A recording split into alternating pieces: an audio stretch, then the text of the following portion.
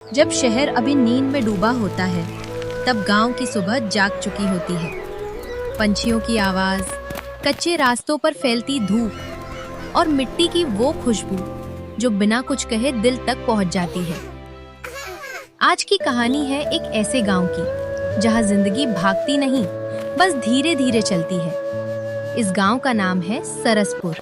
इसी गांव में रहते हैं हमारे रामदीन काका, जो सुबह सुबह निकल जाते हैं अपनी साइकिल लेकर।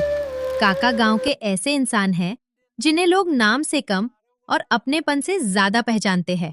पीपल के नीचे एक और परिचित दृश्य दिखाई देता है। हाथ में चाय की केतली और चेहरे पर सादगी भरी मुस्कान। गांव की चाय जो स्वाद से ज्यादा अपनापन पिलाती है।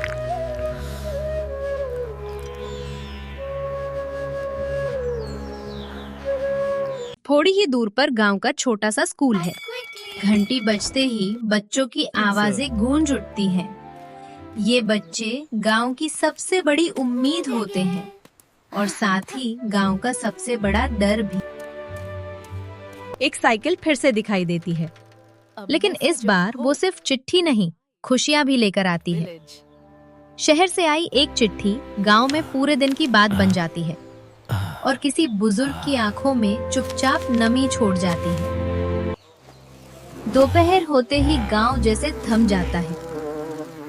पेड़ों के नीचे सुस्ताते बैल, रसोई से आती दाल की खुशबू और हवाओं में घुली शांति।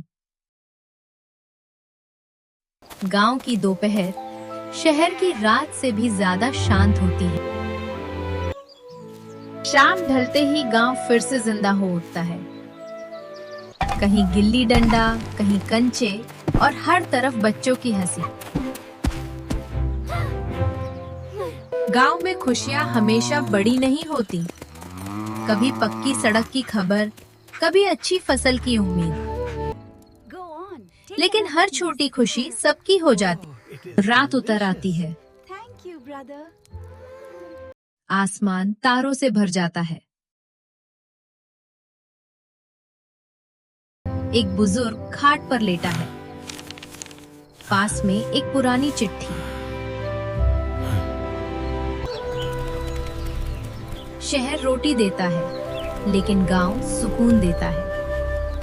पीपल के पत्ते हल्की हवा में सरसराते हैं, जैसे कह रहे हों, यही है असली जिंदगी। अगर इस कहानी ने आपको अपने गांव की याद दिला दी हो, तो समझिए सरसपुर आज भी जिंदा